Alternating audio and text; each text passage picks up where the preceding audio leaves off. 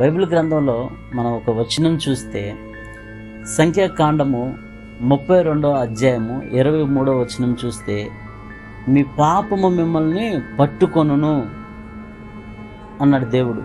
అంటే ఆ ఎలుకబంటి సంతోషంగా ఉంది, రక్తం వస్తుందని, తనకు తానే నష్టపోతుందని గ్రహించలేదు. అలాగే ఒక మానవుడు పాపం చేస్తూ సంతోషం ఉంది అని అనుకుంటున్నాడు, కానీ చివరికి నరకానికి పాలవుతాడని గ్రహించలేకపోతున్నాడు.